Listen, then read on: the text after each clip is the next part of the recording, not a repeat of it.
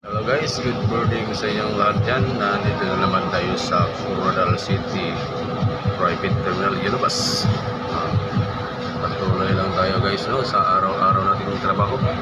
Tuloy-tuloy lang ang anak buhay sa Unibus. Hindi po ang sitwasyon natin ngayon guys sa Coronadal City. Medyo mahina pa ang pasahero guys, no? Sa oras ngayon guys, alas 7 ng umaga.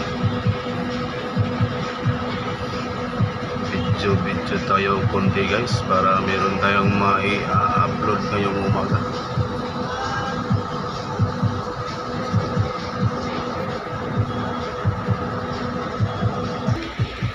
Ang biyahe po natin ngayon guys is patungo po tayo ng Kilapawan City.